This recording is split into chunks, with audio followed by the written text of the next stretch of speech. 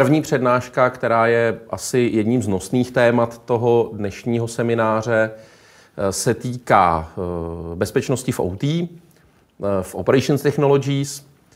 Je to věc, kterou my na našich projektech poslední roky diskutujeme poměrně hodně.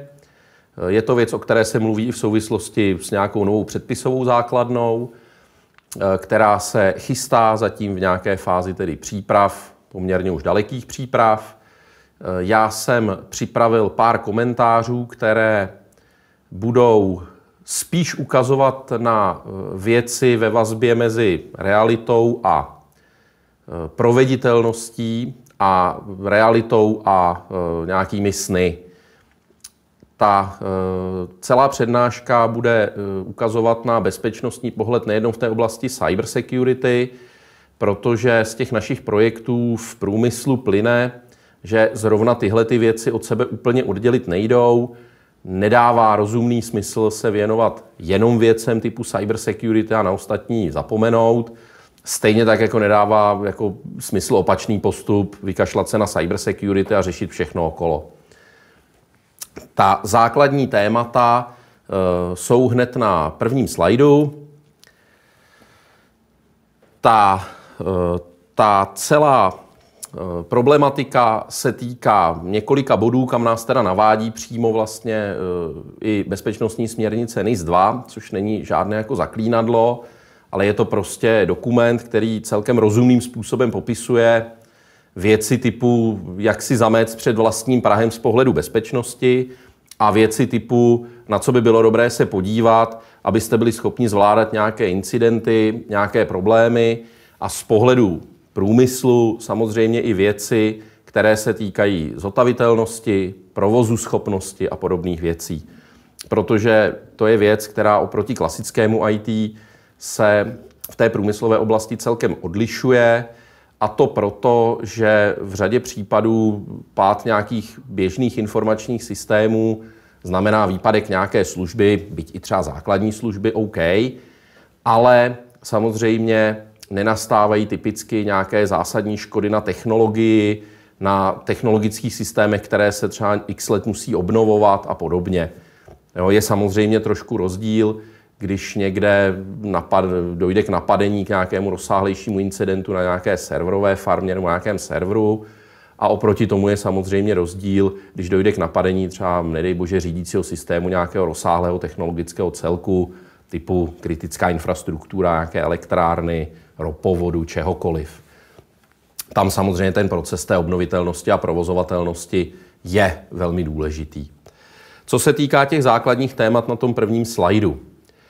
Samozřejmě výchozím bodem jsou nějaké analýzy rizik, politiky, jak s nimi pracovat, hodnocení těchto rizik a samozřejmě nějaký návrh opatření. To je klasický bezpečnostní řetězec, nic nového. Otázka, kterou budu dál komentovat, se týká celkové business continuity, to znamená věcí, které se týkají opravdu každodenního života a životaschopnosti firmy s nějakým výhledem do budoucnosti, co vlastně ta firma má v plánu, nemá v plánu, jak provozuje vlastně celé ty svoje věci, jaký má vůbec nějaký výhledový postup práce vlastně sama se sebou. Co je velmi důležité a často velmi problematické téma je řízení dodavatelského řetězce. V řadě případů si velmi dobře řídí firmy, dodavatele, řekněme, věcí, které považují za důležité z pohledu svých třeba následných výrobků nebo z pohledu svých výstupů. Často se zapomíná na řízení dodavatelského řetězce k zajištění bezpečnosti těch mých kritických věcí. To znamená jakoby ta opačná šipka. Co je samozřejmě věc, která je hodně pálivá řadu let, i v informačních systémech, tak je bezpečnost v rámci vývoje, údržby a pořizování systémů. V Operations to typicky naráží na věci, které se týkají vůbec zadání toho, co chceme mít na konci. Asi nejenom v Operations. Je to letitý, bolavý problém, zejména projektů, které jsou nějaké rozsáhlejší, vstupuje do nich řada lidí a v řadě případů prostě chybí komunikace, chybí zadání, chybí vůbec nějaké jako reálné řešení, které oddělíte od snů. Budu k tomu mít samozřejmě detailní poznámky. Co nemůžu minout, tak jsou základní počítačová hygiena a vzdělávání v oblasti bezpečnosti, v závorce tedy i kyber. Je důležité, a souvisí to s bezpečností lidských zdrojů a podobnými věcmi, aby lidé vnímali opravdu bezpečnost jako nativní součást své práce.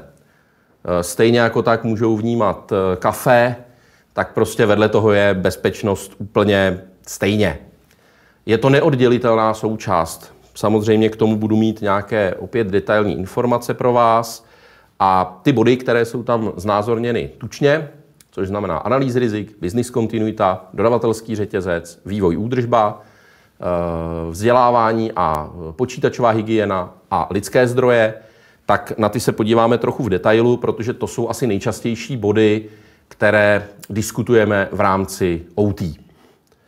Takže podívejme se, co s tím. Ono to není nijak jako asi světoborná problematika, ale je potřeba se nad tím jako reálně zamyslet. Tak, co se týká analýzy rizik. Analýza rizik velmi často jako na začátku předpokládá opravdu realistický pohled sám na sebe. Ono to ne vždy se povede, občas do toho vstupují nejrůznější nápady, které spíš jdou proti běhu těchto věcí. Vstupuje do toho samozřejmě známé pravidlo o firemní lodi, kdy 30% vesluje, 50% se veze a 20% táhne kontra. Doufám, že je to do stovky, mělo by být. A bohužel i v hodnocení rizik jako podobné rozložení typicky bývá. Je to sice smutné, ale je to tak.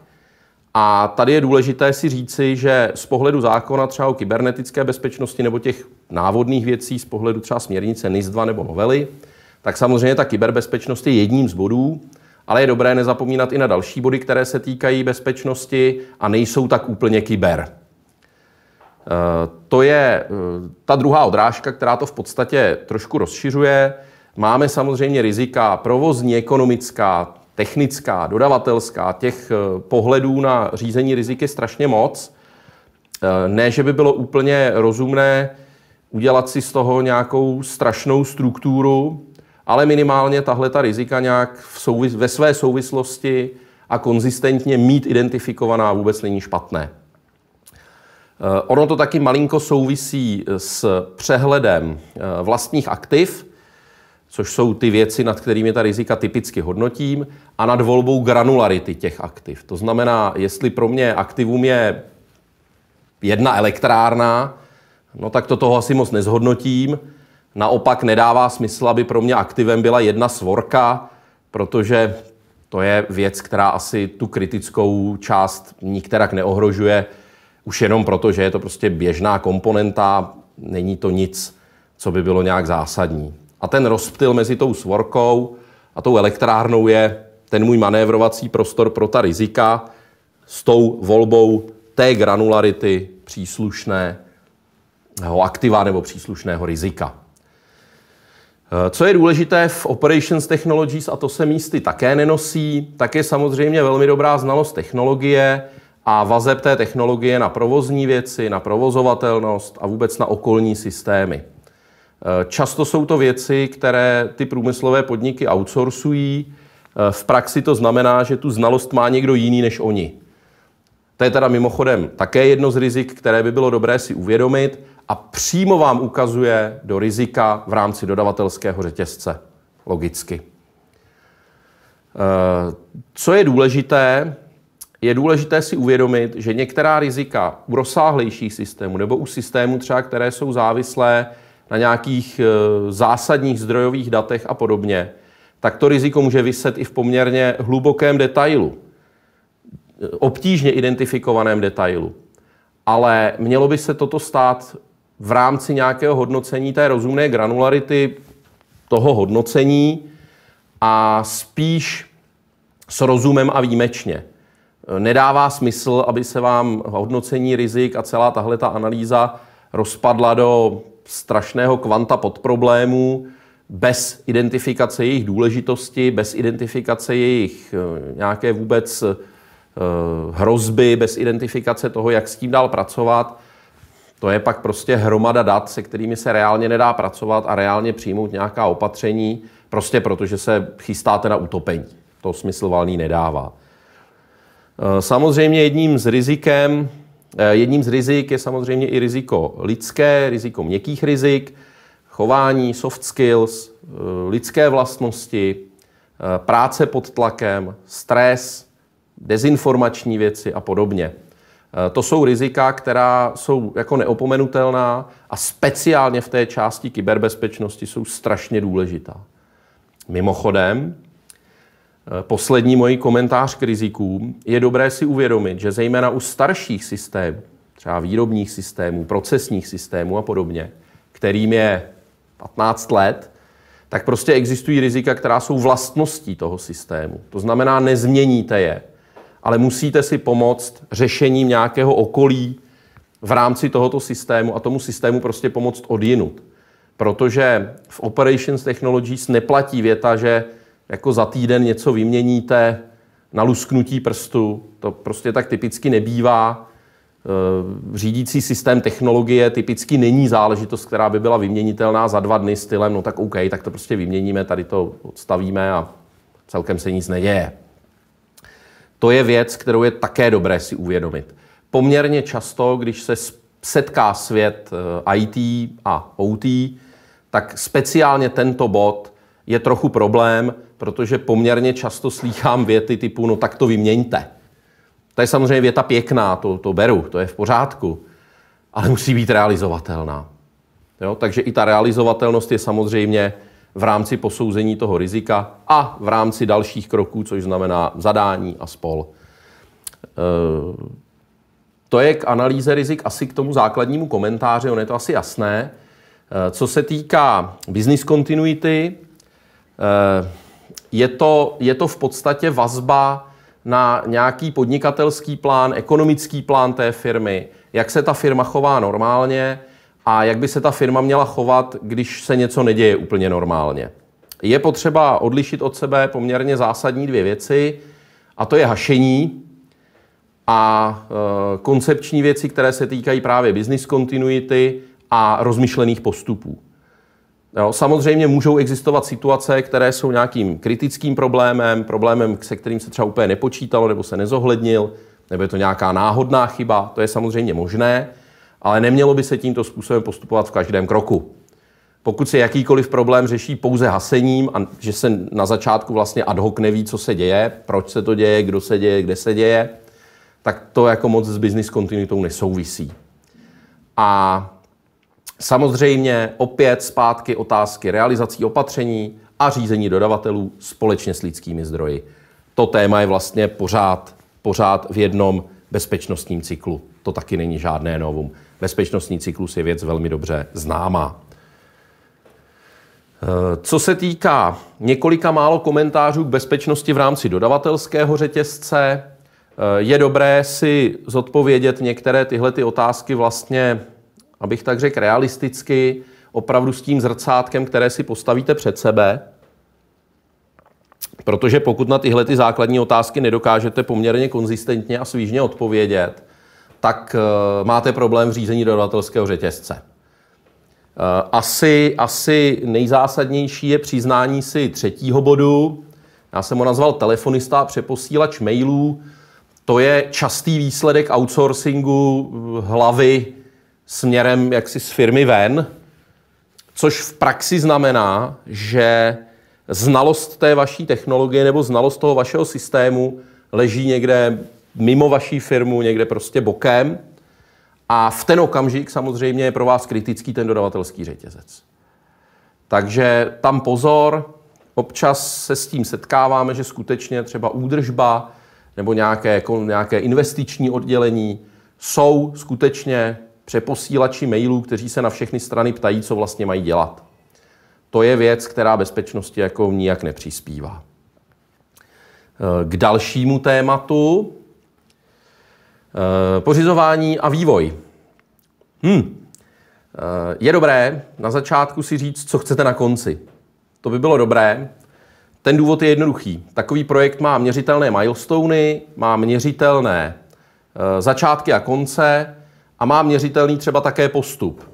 Protože pokud nevíte, co máte dělat a nevíte, co má být na začátku a na konci, těžko budete schopni identifikovat vůbec směr postupu, jestli ten projekt běží tak, jak má, jestli se dostáváte teda směrem ke konci, nebo jestli ujíždíte na nějakých kolejích úplně někam jinam. A co je velmi důležité, tak typicky v Operations Technologies je velmi důležitá opět znalost a pozice nějakého technologa nebo někoho, kdo je reálně schopen technicky identifikovat, co vlastně je tím cílovým stavem a jakým způsobem postupovat bezpečně v rámci pořízení, což znamená nějakého nákupu třeba již hotového řešení, nebo vývoje, což znamená, že vám někdo něco naprogramuje, napíše a podobně, včetně věcí, které se týkají testů, milestoneů, záloh, jestli se jedná o výrobu nějakého softwaru na zakázku, kdo je vlastně vlastníkem zdrojového kódu, kdo je vlastníkem toho produktu jako takového. To jsou věci, které se mohou zásadně lišit a opět se týkají zpátky teda řízení dokumentace a řízení dodavatelského řetězce. Je to samozřejmě společné, protože v dnešní době asi moc firem si jakoby věci neimplementuje samo, ale z logiky věci si ty služby nakupuje, ale bylo by dobré, aby byly řízené teda v tomhletom směru. Domnívám se, že poslední poznámka se týká, tu si nemůžu odpustit, bezpečnostního uvědomění a lidských zdrojů. Je to strašně důležitá věc a je to strašně důležitá věc, která se týká práce s pracovní náplní těch lidí, práce se školením těch lidí, prací s uvědoměním si toho, že opravdu to bezpečnostní riziko a ta bezpečnostní část té práce je opravdu standardní, nativní součást té práce. A samozřejmě cílem je zamezit nějakým škodám v rámci školení, v rámci vzdělávání svých vlastně zaměstnanců anebo zaměstnanců i našich zákazníků, tak se snažíme opravdu spíš neříkat, jak věci dělejte a proč je tak dělejte, ale hlavně opravdu ty důvody, které vedou k tomu, že něco je tím výstupem. Ta logika je jasná, mnohem lépe se pracuje s odůvodněnou věcí, které vnitřně rozumíte a můžete se z ní vnitřně stotožnit nebo ne, ale pak je to opět k debatě. Je to samozřejmě lepší, než když vám přijdou nějaké povely z vrchu a vy vlastně vůbec netušíte, proč, co, nač, nevíte. To je samozřejmě věc, která té lidské bezpečnosti moc neprospívá, byť se to občas děje. Nemá smysl mluvit o tom, a to je poslední moje odrážka k tomuto tématu, skutečně neexistuje člověk, který by se nedotýkal nějaké bezpečnosti. Ať už je to stav typu bezpečnost a ochrana zdraví při práci, nebo kyberbezpečnost, nebo fyzická bezpečnost. Těch pohledů na bezpečnost je strašně moc, ale prostě dotýká se to každého. Normální věc. Jo, pokud přecházíte přes přechod, tak v rámci posouzení bezpečnosti se nejprve rozhlédnete. Pokud se nerozhlédnete, tak jste zhodnotili tedy riziko, že vás nezajímá, výsledkem je projížďka na kapotě. Jo, takže takovéhle věci prostě jsou přirozenou částí té opravdu každodenní bezpečnosti. Mimochodem, už od úrovně vzdělávání ve školách. To je další věc, která je potřeba si uvědomit na úrovni už základních, středních, nedej bože vysokých škol, tak samozřejmě tyhle ty věci ti lidé by si měli čím dál tím víc uvědomovat v rámci celého bezpečnostního cyklu jako ten lidský faktor v tom celém bezpečnostním pojetí. Takže školit, vysvětlovat, odůvodňovat. Tolik k první přednášce, která se dotýkala části bezpečnosti. Přejdeme k druhé části, která bude obsahovat novinky a redundantní věci a takové, řekněme, chytré věci k diagnostice v nové verzi operačního systému HIOS a společně s velmi pěknou funkcionalitou vnitřní, která se jmenuje Loop Protection, kterou pak bude mít Petr. Takže za chvilku jsme zpátky.